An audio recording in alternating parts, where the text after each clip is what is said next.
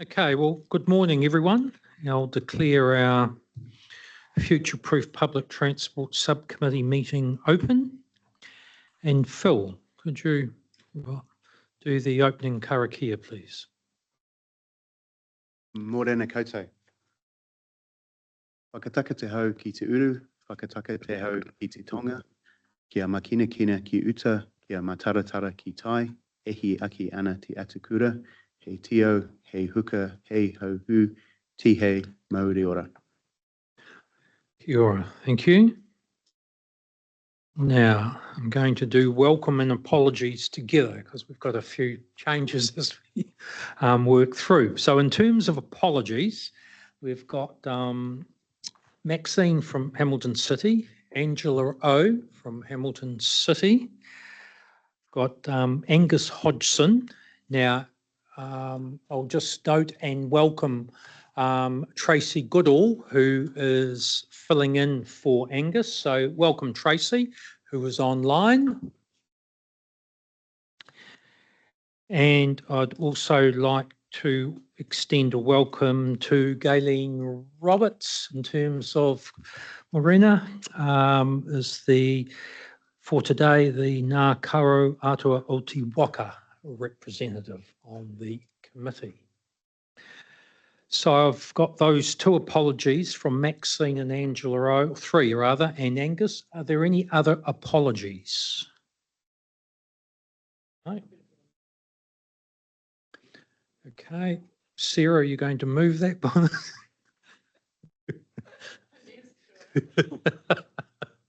An alternate. Okay, Angela, seconding that. I'll put that. All those in favour? Against? Carried. So in terms of confirmation of the agenda, I want to propose a change in order. I'd like to move item 7.1, the Chair's report, and part of that's having a discussion regarding the subcommittee direction, program, etc. I'd like to move that to the end of the agenda so we can have some good discussion on the range of items, and I think that may well help inform that discussion. So if, I'm happy to move the change, and 7.1 goes to the end and will follow 7.5. Okay, I've moved that, seconded by Angela. I'll put that. All those in favour? Against? Carried. Are there any disclosures of interest in terms of matters on today's agenda? No. We do not have a public forum today. The health and safety statement in terms of item 5, I'll take that as read. Brooke, was there anything to add? Okay. So we will now move to item 6, and we've got 6.1, the Future-Proof PT Subcommittee meeting minutes of our 1 November meeting. Okay, thanks, Sarah. A seconder for those. Thanks, Eugene. Any matters requiring clarification or correction on those minutes? Seems, well, it's an age ago. I'll put that. All those in favour? Against? Carried. And then item 6.2 is just the receipt of the Regional Transport Committee meeting minutes. I can have a thanks, Angela, seconded by Mayor Adrian. I'll put that. All those in favour? Against? Carried. So we'll move to the business. So 7.1 is now move after 7.5. So we'll move to what is in the agenda 7.2, the director's report. So we've got, I've asked Phil and Trudy to present particular matters of this. And then we'll have discussion on those matters as we work through that report.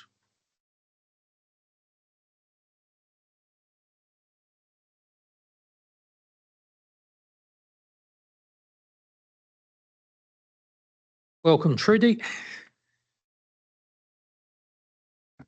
It seemed easier to sit at this end of the table for this item. So there are several matters on the agenda paper today.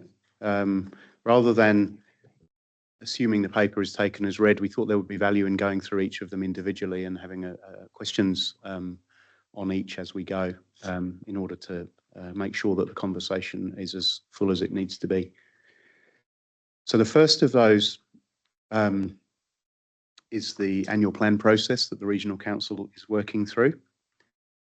Following an annual plan workshop almost immediately after, in early December, the council asked us to present 3 specific topics on transport to that to that meeting for discussion, and they are covered in some detail in your report. The first was the progress with the regional rating project. Now, you'll be aware through updates to previous committees that we have been working through a 3 workshop process with our council, and as part of that, our council came to each of your organisations and had a workshop with your councils on this topic.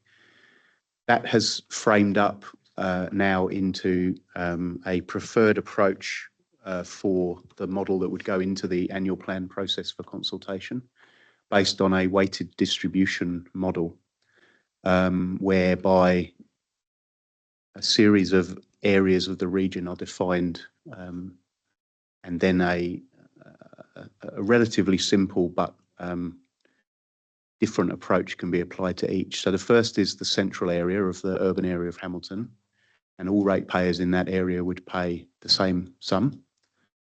The second area is the zone around that, and there is a rate for people who are in what's called a serviced area, and then a different sum for people who are in an unserviced area in that area. And then there is an area called regional, which is the rest of our region. And again, there is a serviced number and an unserviced number for that. Now, within that, the rate now includes total mobility and community transport, which were previously funded by our general rate. And the concept of everybody paying something is what has led to the unserviced number for those outer zone and then regional zones. So the contribution would primarily be for those non-core public transport services. But then where there are routes, the serviced number is applied to the urban area rather than to a distance from a bus stop. So there are services going through a town, the people in that town would pay the serviced sum.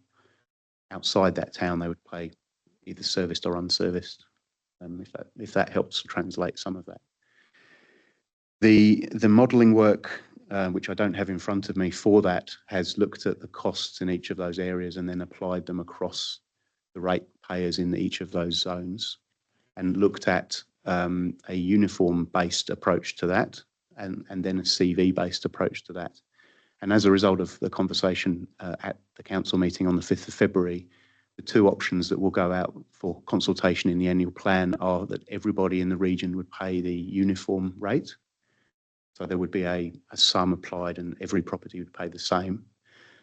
Or the second option is that everybody would pay that single sum except for people within the Hamilton central area, that one zone within the model that would pay based on a CV. And there was a significant discussion on that topic at the council meeting. So that currently the annual plan consultation document is being prepared on that basis, and will come back to council shortly for discussion and approval before the consultation starts, I believe, in April. So that's the progress that's been made with regional rating. Is there any discussion on that topic? Okay, questions or comments? Eugene. Yeah, thank you, Chair. Thanks, Phil and Trudy. Good progress, and just want to acknowledge WRC's staff and working with our council around trying to get to this stage and getting to this stage.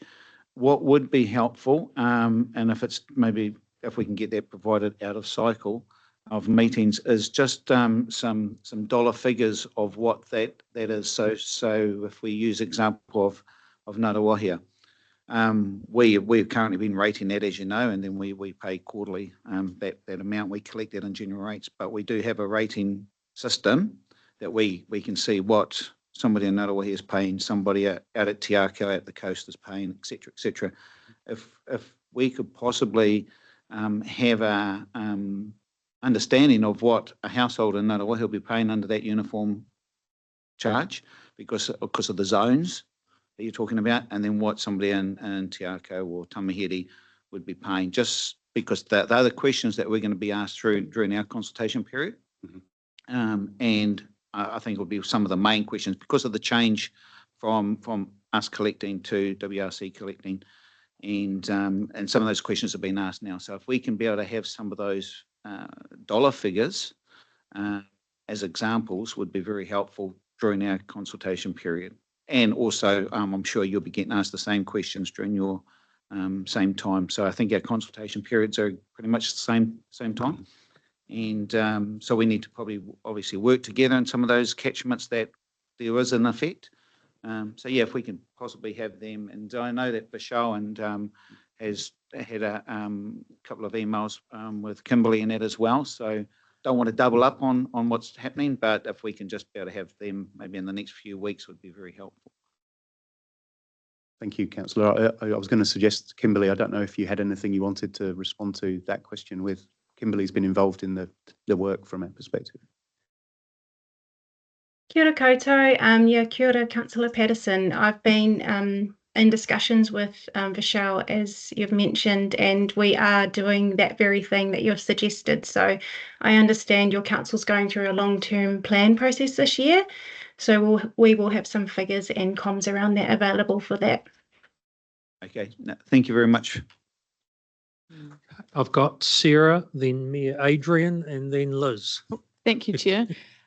Phil and Trudy, in terms of this proposed model moving away from each, well, other than Hamilton, which already kind of has a regional council rate, but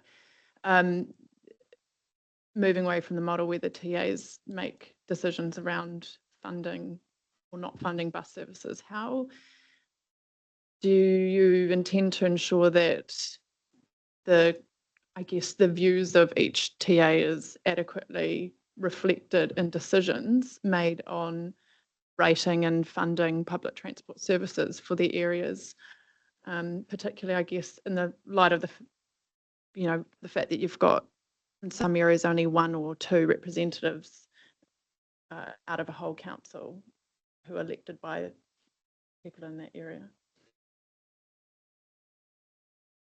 So at a statutory level, we have the Regional Public Transport Plan, where we have a formalised process that has to be repeated every 3 years, where we engage significantly with all parts of the region about what they want their public transport system to be. Particularly the second half of that document is where the specifics of the network are framed up and turned into what are called units, which are then the parcels that are tendered and contracted. We also have committees such as this one, and we would want to be bringing and continue. We have brought things, and we will continue to bring things to this committee where we're talking about these topics at different places around, in this case, the sub-region, but under the Regional Transport Committee, the region, and the investigations that we do, the network review work that we do, and particularly for future-proof, the forward network planning work that we do through things like PT pathways are really key parts of that, alongside the investments that come from things like the BRT work and the other aspects of the MSP program business case. So we think that there's a good structure in place now, and we're engaging with your organisations all the time on these topics as well. If there are things that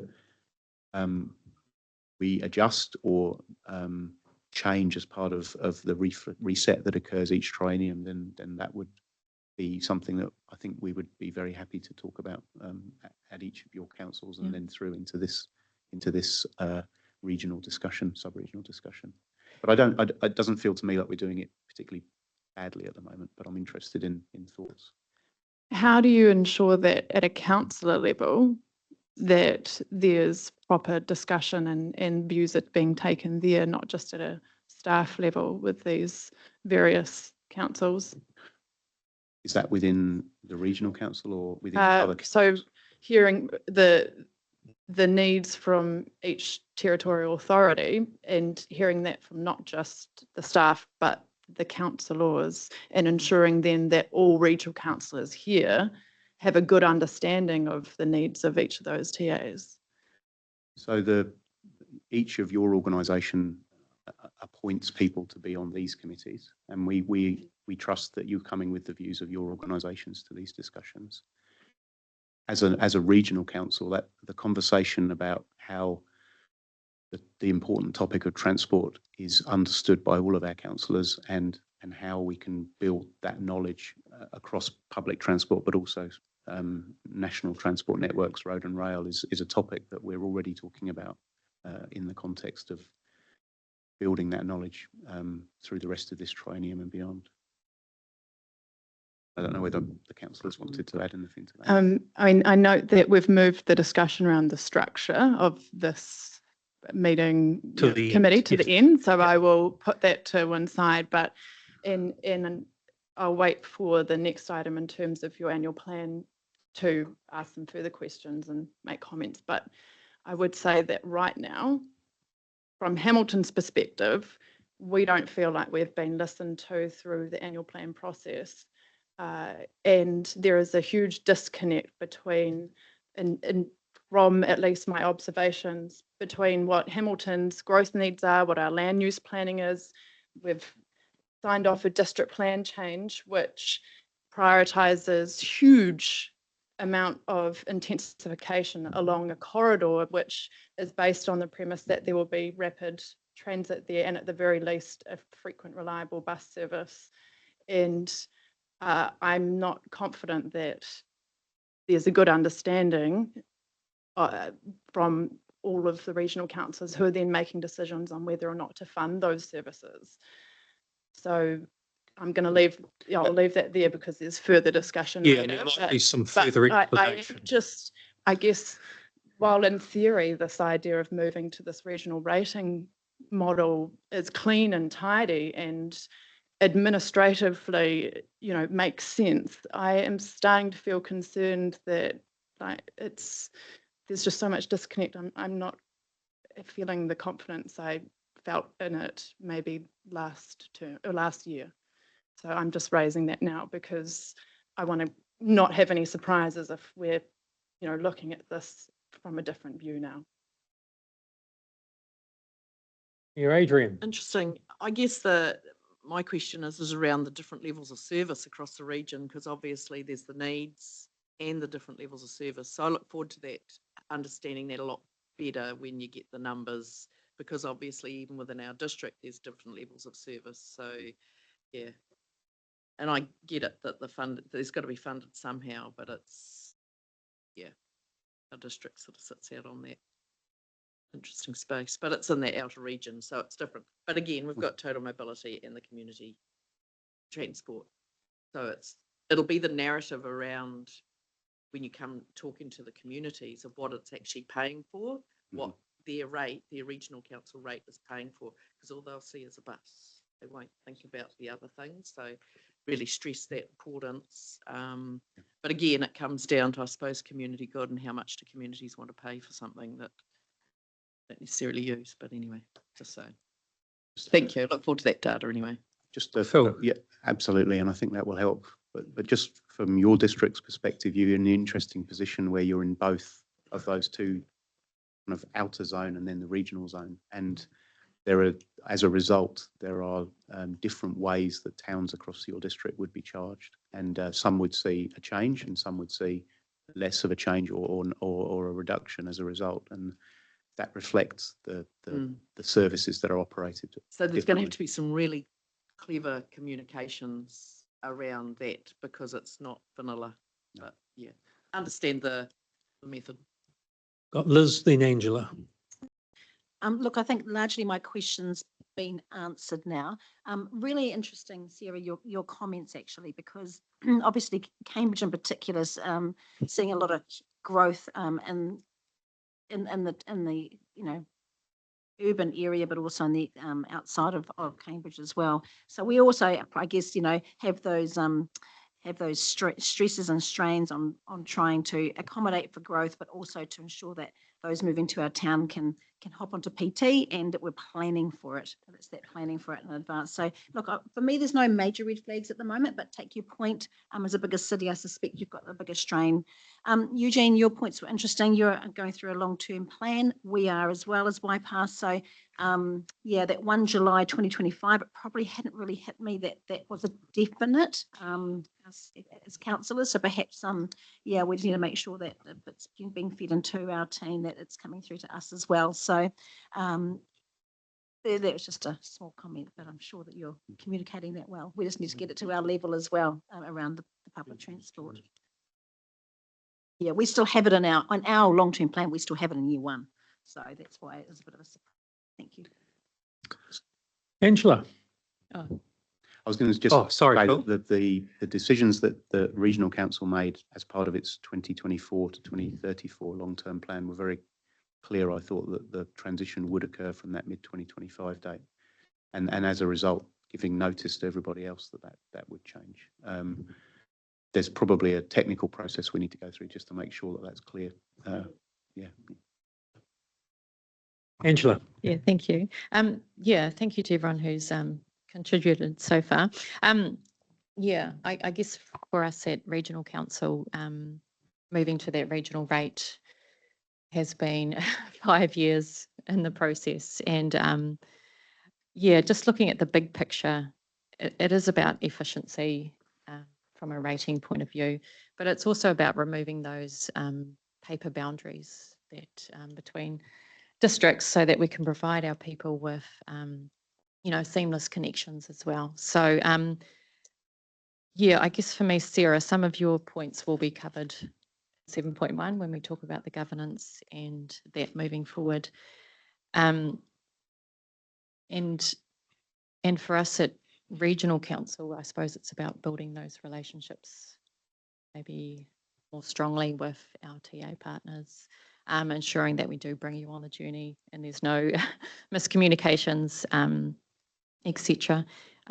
Especially for HCC, we do currently have those HCC WRC meetings, which could perhaps do with a bit more refocusing,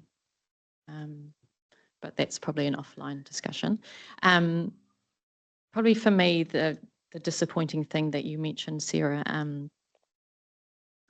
around your growth and your pressures and services, and I mentioned this at our annual plan meeting as well. So is that, through the RLTP, bus services that provide frequency and patronage and address the growth weren't funded by central government. Instead, other services throughout the region were. So my hope is that through the regional rating, there can be a bit more autonomy for us as a region to actually look at where those services are best needed, where that money gives us more, bang for buck, and actually meeting the needs of each community. Because as Mayor Adrian said, big buses might not be the answer, say in more rural areas, maybe community transport could be the answer there. So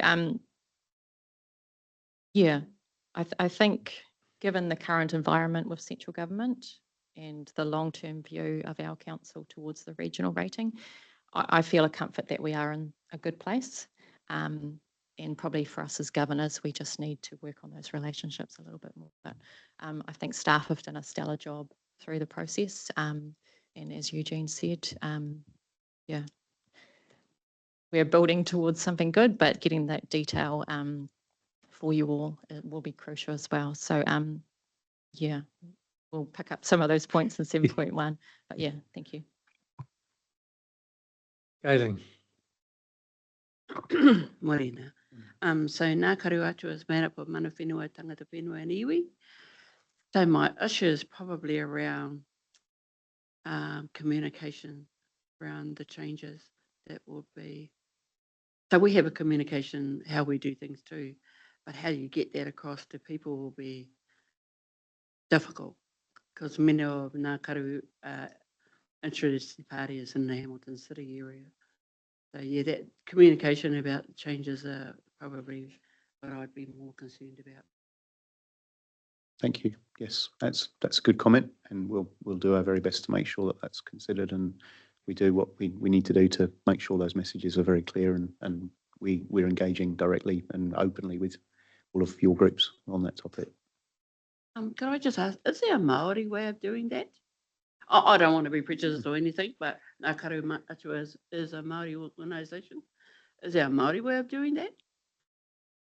The thing is about making people listen. Hey, a lot of the stuff that comes out from the regional council, for most councils, Māori don't listen to. But it's just that, how do you make people actually listen and hear? Thank you. It's a good question for maybe the whole of our annual plan consultation discussion. There's no further questions on that topic at the moment. We'll move on to, presumably, Phil, you're going to local share. And Yes, thank you, Chair. So the next topic that came through our annual plan conversation was as a result of the resolution that was passed by this committee at its last meeting in November. That went to our full council at the end of November, and then as a result, there was a full paper that was developed and created for the annual plan workshop that took place in December. Now, within that, there were a whole range of options for the use of local share to deliver a range of things in the absence of government funding. I have to say that every request that we had from every district related to bus service improvements was included in our long-term plan and was consulted by us and led and advocated for by the Regional Council, both through the local share portion and also the NZTA funding portion in our bid for funding through the Regional Land Transport Plan, and also through all of the technical TO process in the background. Now, as you know, the government did not fund any of the projects that were included within the low cost, low risk program, other than those which were already funded as trials. So we maintained funding for, I think, was it 5 or 6 trials across the region, but all of the new services everywhere else were not subsidised. The annual plan position that the council had taken was consistent to how we have managed this in previous years, and that is that if there is no subsidy, that we wouldn't look to proceed. And that was the message that was included in the November report.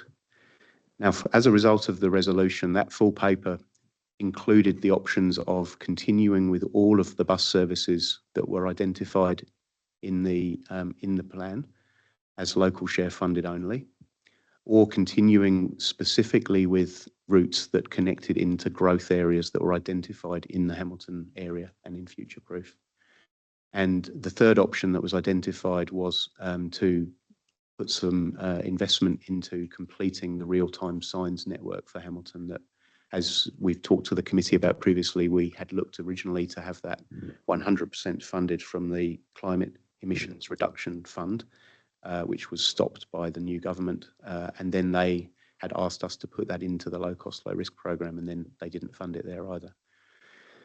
The council had a long discussion about those options and went through each of them. The difference is for a regional council, for a district council, if you were to fund infrastructure, local share only, you are funding it for 1 year, and it's a sum, and the money is spent, and then there is a range of projects that you could deliver with the balance of the budget or in the next year. So a bus shelter or a built-in bus bay or something. For the regional council, we're delivering services, and when we launch bus services, they need to be trialled for at least 3 years to know that they are justified as a permanent PT service, and that's why the low cost, low risk program exists to allow those trials to occur. But they're not part of the continuous funded program at that point, and we have to advocate via a business case for them to be transitioned over to the continuous program. So if we were to fund a bus service, the regional council would be deciding to pick up 100% of the cost for a minimum of 3 years. And at the end of that, or through that period, and in addition, potentially at the end of it, the agency would not come to the party and fund that. So that's the situation that we operate within for bus services.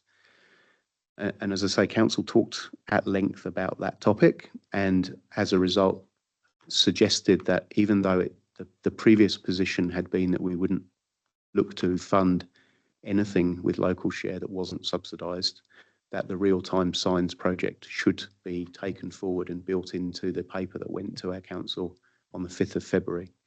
So there was a whole paper on that topic that went through the annual plan meeting earlier this month. And there was another long discussion about the role of regional councils in funding things that aren't subsidised. But the decision was made to include that project in the annual plan for consultation. So the current position is that the annual plan will include for consultation the inclusion of $300,000 for real-time signs across the Hamilton City area. And that builds on the investment that Hamilton City made in the screens for the transport centre, which were based on a platform that we had tendered and were just about to install when the SURF funding was pulled. So what we'll be delivering builds on the platform that's already in place at the transport centre and expands that to the major stops across the city if the council makes that decision in June. So that's the progress that's been made on that topic since this committee last met. Happy to open that one. Thank you. Sarah. Oh, thank you, Bill. Chair Bill. So Phil, can I just clarify the motion that came from the subcommittee last meeting, which recommended the regional council retain its local share for Hamilton public transport. Was there an issue with the clarity of that motion? Was the intent of that clear that we were recommending local share be retained for services, or was there a lack of clarity? That resolution was written by this committee. I don't know. Yeah. But it was, so what, I mean, I guess what I heard was that you did take options to elected members and they decided to only go with funding some capital projects. But is there any ability at this stage to change to change this decision? Because my experience with our own draft annual plans is that a lot, once you've approved a draft, a lot is just baked in. It's very difficult to make changes because you're consulting on a particular rate and you maybe have a 1% margin in terms of moving the dial after consultation before it becomes an issue of significance and you have to go out for consultation again. I read in the newspaper, which is maybe not a helpful place to have read this information, that there was still potentially some reserve remaining. So I get, my question is how much flexibility, if we have a conversation and Hamilton really emphasises how important it is that at least a portion of the service improvements we've planned for and talked about actually were to happen, you know, is there the ability to actually take that on board at this stage, or is the cake baked? Angela, are you? Oh, you sort of said tough question. I suppose from a political point of view, given the makeup around our table and priorities within those councillors around our table, there was very little wriggle room or any appetite to take on additional funding for rating, especially with what is perceived to be quite a high risk long-term situation. So our risk appetite at Regional Council is not to, as Phil's outlined, infrastructure and services are quite different. So we have zero appetite to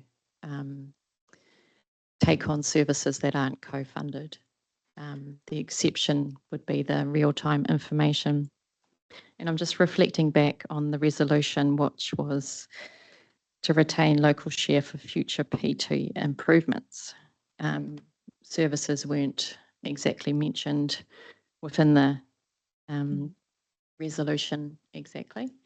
And, you know, councillors around our table who are amenable to PT advocated really strongly for something to continue the momentum that we're carrying on with.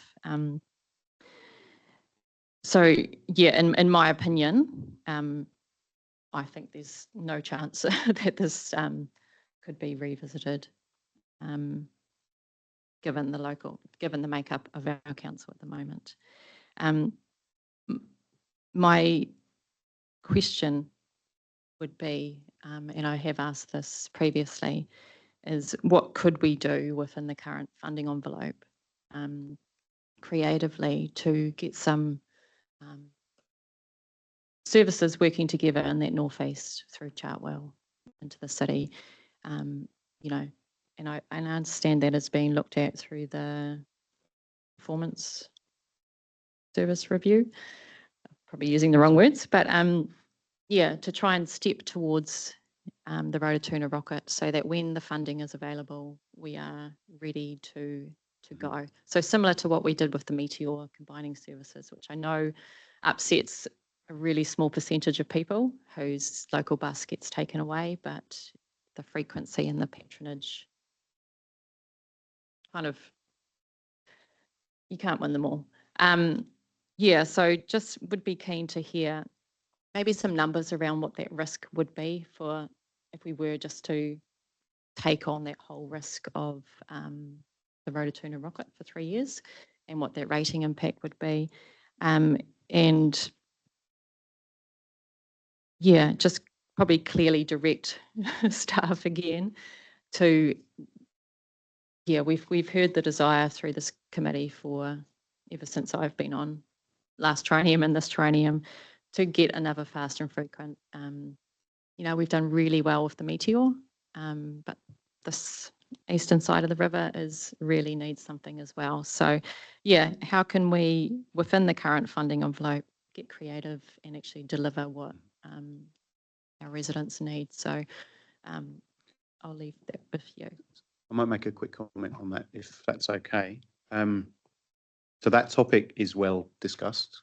It is also validated by the network review work that we have finished and have talked about previously at this committee, but also some of the options for moving forward from the current position were identified in the PT Pathways work, which looks at that medium term as well as within the short term. All of those things are on the table for discussion and are part of the technical work that we're doing. Right now, the challenge for us has been looking to secure the future of the bus contracts that we have in place, and we're working through a detailed process with the agency, as we have mentioned at this committee previously, to be clear on the parameters and the timeframes of the existing contracts. Once that is clear and we have confirmation of the costs of delivering our existing services for the next 3 to 4 years, the ability for us to identify the headroom that's available to then take forward any changes within that short term and the medium term will become much more clear. We're very keen to make improvements to the network ahead of the next contract round, and then at the next contract round build on that success into the future networks that we have at that in place at that time. So I'm thinking out here 5 years rather than 2 years, but the principles of building on the things that have come from these discussions as well as the technical work into the future network is very clear and reinforces the longer term journey into the bus rapid transit corridors and even more consolidation onto higher frequency, higher speed, more consistent timed routes as we go forward into infrastructure investment. So that all of that work is bridging that gap between now, the medium term, and that longer term. Thank you. Sarah, did you have some further questions? Yeah, thank you. And then after Yeah. that, I'll go to Liz. So Phil, can I just clarify, please? You mentioned that there's a minimum 3 years for a trial. And then after that, did you say the service would not be funded or might not be funded? So under the subsidised system, the agency supports us trialling a route or a change for a minimum of 3 years. And at that point, they require a business case and a process to change that from being within the low cost, low risk program into the continuous program. And that's the point that it would be added to our contract. In any case, whether it's funded entirely by the regional council or by agency subsidy alongside rates, there's a risk that the service wouldn't continue if it hasn't delivered to its KPIs. But in addition, if it's run as a non-subsidised service, it has to basically cross a higher bar because it hasn't had any support from NZTA previously. So we'd have to manage that transition point at usually about 3 years. The trials that were in the 2021 to 2031 plan, which were funded for that first 3 years and are now carrying on, as I said, into this next period, 2024 to 2027, will have been running for 6 years. And again, there's no guarantee that they will be added to the continuous program at that point. Thank you. Okay. And in terms of the funding that was in the LTP, my understanding was that from year 2, there was local share funded and accounted for in the rates, projected rates increases for improvements and new services to growth areas within Hamilton. So, I mean, logically, you could say, look, let's halve what we were going to deliver, and then the cost of continuing to fund that for however long you have to till we have better government support would have been no more than what you'd already accounted for in your LTP and accounted for with your rates increases. So was that a consideration when this, I guess, the risks of NZTA not funding this, say, after 2 or 3 years was put forward as a risk to elected members, was also, I mean, the fact that you could remain within your planned envelope, a funding envelope, is that put forward to elected members as well? Yeah, Pamela. Kia ora. Sorry, Chair Pamela. Thanks for that, and thanks for raising the issues, Councillor Thompson. All of that was put to our councillors. They were aware of the risks that continuing to supply this local share for what we know would inevitably be a reduction in service that was planned for. All of that was discussed. The council's view was that the risk of setting up funding that was covered by regional council in totality was that there was no appetite for it. There was no appetite to essentially send a message to central government that if you're going to pull funding, that's all right, we'll make it up locally.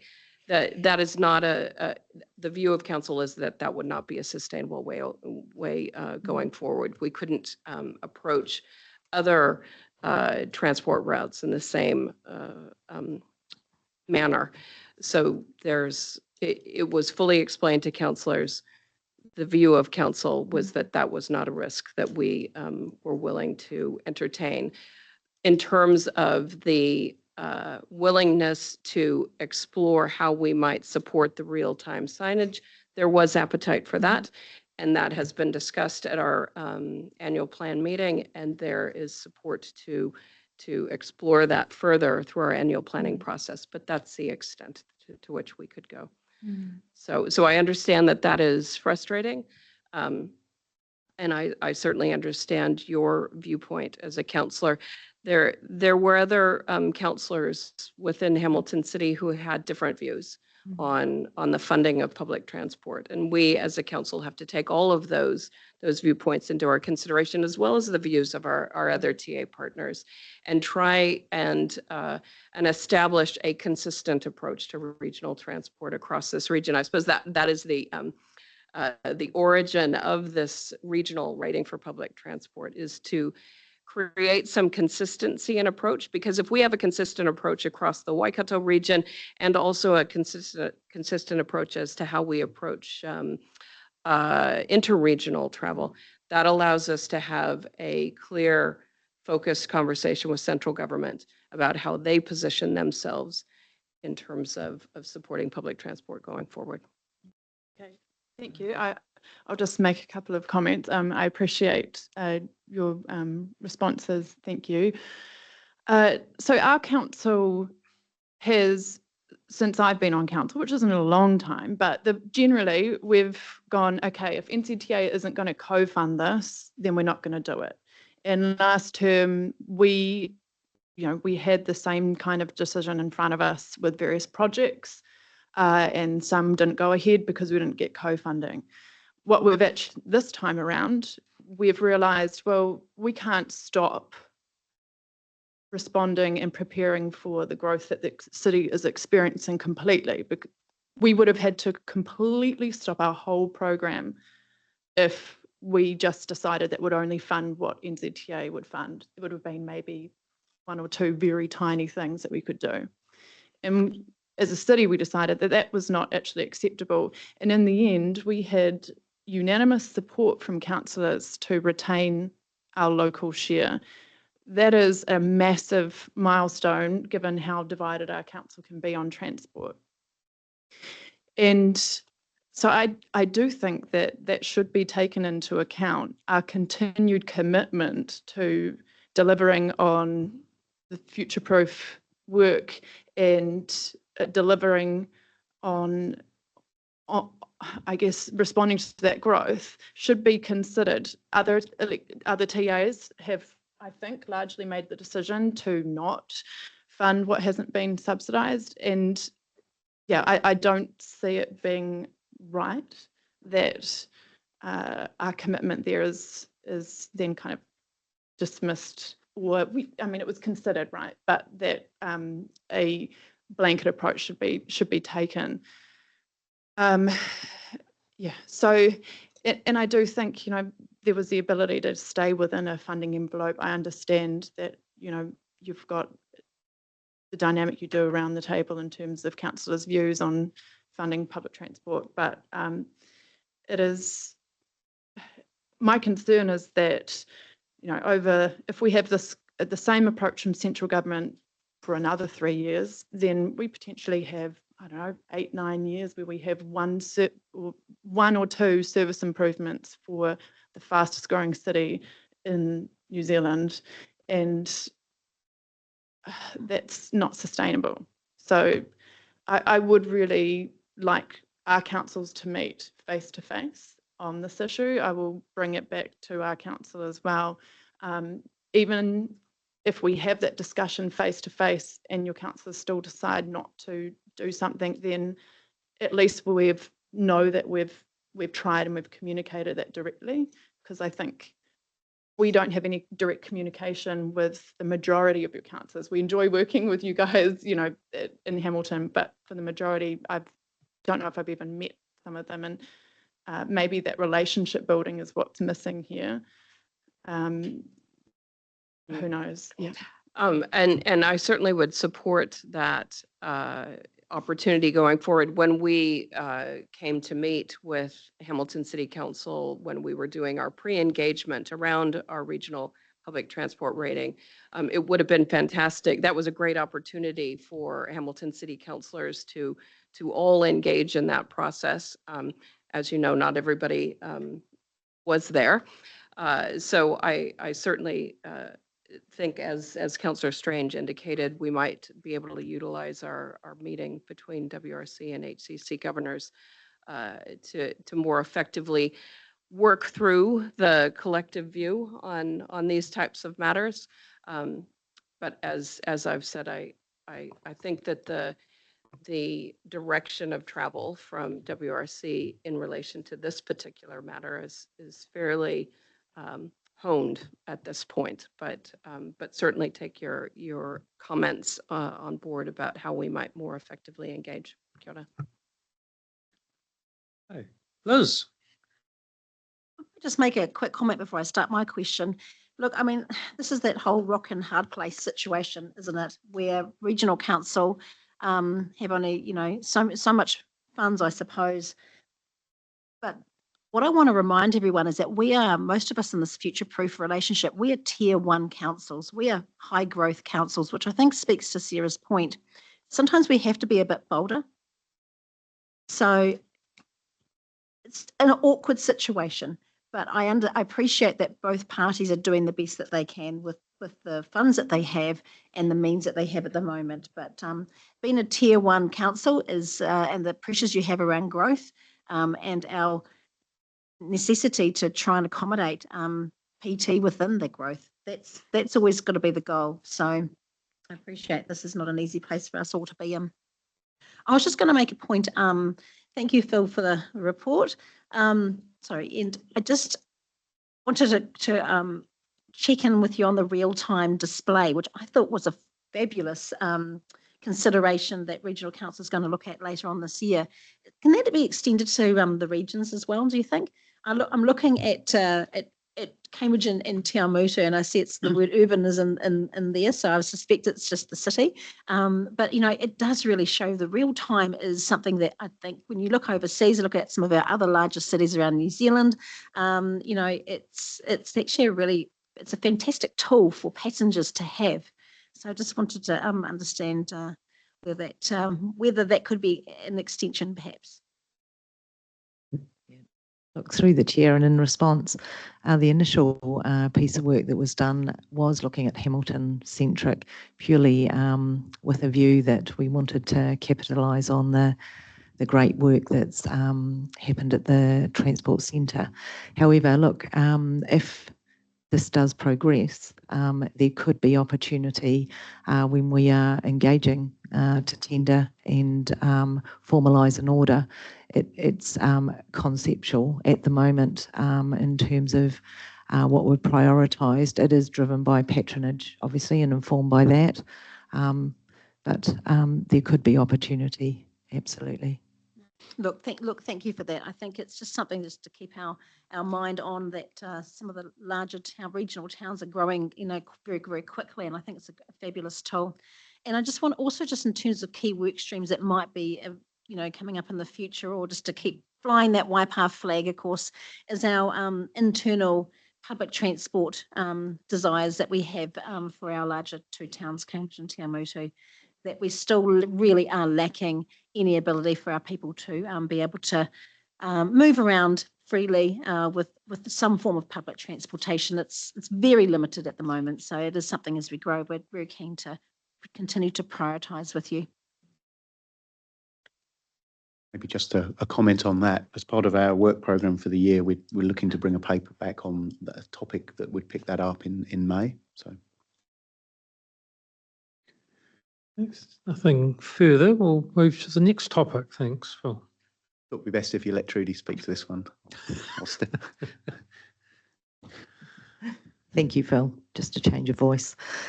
Look, the third topic is around the public transport annual fare review for 25-26. So as you're all aware, it was agreed that public transport fares would be reviewed on an annual basis.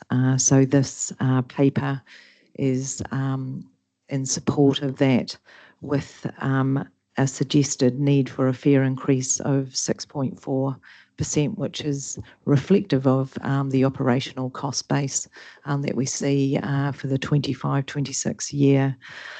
However, in addition, the agency had released a discussion document outlining the ministerial expectations around the private share component. And we've needed to consider what that means and how we can progress towards the targets that have been suggested. So in doing that work, we did a number of options or scenarios and identified a recommended option, which would mean an additional 5% onto our fare increase for 25-26, but then with an ongoing 10% year on year for 5 years thereafter. At council, that proposal has been supported. So yeah, we're here to take any questions if you have any for us today. Thank you. Okay, thanks, Trudy. Okay, any questions or comments? Yeah. If I could just Chair make Pamela. one comment. I personally am really pleased that our council decided to increase this support for community transport. That really reflected a number of the conversations we had when we went around to TAs across this region, that for those who maybe don't have the frequency and accessibility to public transport that we see in our metropolitan center, this gives some opportunity for those communities to engage with public transport of a form. And so I'm really pleased we did that. Really keen to see a greater degree of our engagement with our TA partners as we develop that approach, so that we can really reflect the desires of our TA partners, the communities of interest across our region when we develop and roll out this additional funding. Kia ora. There's no further comments or questions. So we'll move on to the remaining topics in the report, Quality of Life Survey. This is a really just an update for you on the results of a survey that was released recently. We've summarised the results at a high level. I recommend committee members read the reports that are available online if you're interested in the topic. Mostly we were comparable to the cities that were also included in the regions that were also included in this work. Probably the one that stands out is Para 23. Am I right? No. So in the main we were comparable, I think is probably the topic. Also 26, sorry, where the Waikato results were lower than the wider finding. So we were at 26% compared to 35%, but for Hamilton City specifically, it was identical at 35. So that practical alternative is a key topic for us to think about in the context of modal shift, and whether we're getting to the right communities to provide services to make it an attractive and alternative.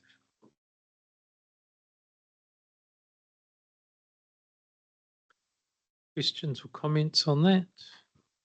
Move on to project planning. Yeah, so that just at a high level, we have 4 large programs of work this year, and as a team, we are ensuring that we are moving our resources to the right places to achieve a success in all 4 of those. There are some short updates on those in the report.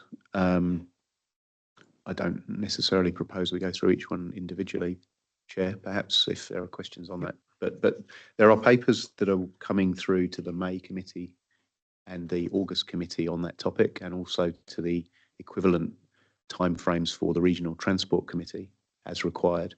The challenge we have is that with the triennium coming to an end around the September, October, our ability to bring papers to you after that point is constrained. And as a result, we're looking to make sure that we get decisions made appropriately as early as we can, so that that process doesn't delay any of this work. Okay, open it up for Angela. Yeah, just thank you. Just around the Motu Move, I've had a few people contact me just having questions around the messaging that's out there at the moment. I think there's a bit of confusion around when the Waikato is moving to this, and there's been messages out there to people not to top up their B cards too much because of moving to the new system. So it's just, and then also a question on whether our concessions that we have going to carry through. So can we just have some comfort around our accessibility concession, that each region still carries those through to the national ticketing system, and then also just some some clarity around comms, like who's handling that? Is it us or is it NZTA? Just so we can get a bit of a consistent approach. So it's Motu Move is moving from a planning phase to an execution phase, and there is now a live service that's using Motu Move in Christchurch before the rest of Canterbury comes out incrementally over the next few months. So the project as a whole is shifting from behind the scenes, a whole load of work happening, to the public needing to know. And we are members of different governance groups and technical groups, and there's a whole load of work happening at the moment where there is still pieces of that jigsaw coming together. There is a full report being written for the RTC in early March on this topic, which just gives you the flow as we understand it at the moment. Things like national communication plans and then what the role of the regions is for that are evolving. We're waiting for final clear information to come through before we can be committed in terms of some of the parameters around that. The messaging that came out recently related to the terms and conditions for B card, which prompted interest in ways that I don't think were intended. And the aim of that change, which was led by the B card consortium, was to be clear on what would happen for each region, which will transition individually through the next 2 years into this new platform. So the challenge is that there won't be a point where all of the B cards go at the same time, where they'll go month by month, quarter by quarter. And the aim of that change to terms and conditions was to try to clarify how that would occur for each region, because a ticket in the B card system is allocated to a region rather than. So confusion was created, and it was cleared up, but some of the concern that was generated by that communication has retained and has built itself into a position where some of that concern isn't warranted, in my view, but there are valid questions about how this will all work, and as soon as we have the material to present, we will make sure it comes out to everybody across the community as quickly as it can.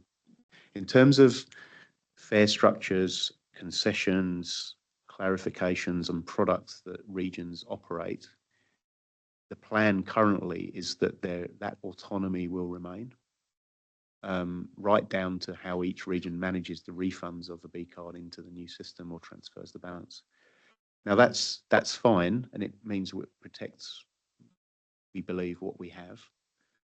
But equally, it makes it confusing for a customer, because the fare you pay for a service in Invercargill and Auckland and Hamilton could be very different for the same thing. Sometimes, currently, a child is 16, sometimes they're 18, and so on. So there's a question there about making sure that we are as efficient as we can be around this as this transition occurs, and that we get the best out of everything while protecting what's important to us. And that's the work that we're doing in the background at the moment, try and map out how that will all occur. Right. Okay. Are we looking to get some sort of national consistency around things that you did mention around age of children being a key one? I know from experience, if you've bought a B card in a different region, then it's not as seamless as it maybe once appeared to be, if you use it majority of time in your own home region. Yeah, just, So the project, the agency-led national project is a ticket, but the way it's used, how each region responds to it, are things that are outside the scope of, to some extent, the scope of that project, which is about technology. So what we have been doing, and are in a range of discussions related particularly to Urukahika is a really good example. As regions, we've been talking about how this is all going to work, so that as regions, we're telling the technology provider what we all want. So that consistency discussion, those parameters are all things that are being talked about through the Transport Special Interest Group. And I've just had a couple of days doing that with that group. So we are looking to ensure that we get the very best from this platform as it comes through. okay. And probably just one final question around the Motu Move would be, seeing as we do quite a bit of interregional public transport offerings, is there maybe an opportunity there for, more interregional collaboration between ourselves? Our geographic location means, we are surrounded 4 different regional councils. Is there an opportunity to maybe get some consistency, more shared funding of those services we provide moving forward? Would this be a really good opportunity? I think this would be a great opportunity. How can we make that happen? I think it adds another angle to our conversations with our neighbours, particularly to the north, around a seamless transport system that operates in a boundaryless way, which is all of the messaging that was shared at the Pukekohe station opening as a good example. As a customer, you should now expect under this new platform to be able to travel anywhere and be able to get on and off any public transport without feeling like there's a barrier. And I think that is a message that flows well into our conversations with all of our neighbours. Okay. How can we as elected members help those conversations? We are, as a team, thinking about how we can support you with that right now, and we'll have something that we are looking to present through to a working group on the Te Huia system in the next few weeks. So that's what we're planning on bringing to you for discussion shortly, outside this committee. But yeah. Thank you. No further questions or comments. Anything in conclusion, Phil or Trudy? Only that there's a lot going on at the moment. Okay, so we will move to the recommendation that's on page 28 and it's on the screens to receive the director's report. If I can have a move. Chair Pamela's moved it. If I can second for that, Eugene. There's nothing further. I'll put that. All those in favour say aye. Against, carried. And at this point in time, opportunity, we will break for morning tea and we will reconvene at 11 a.m. And we'll move to item 7.3, public transport infrastructure investigations.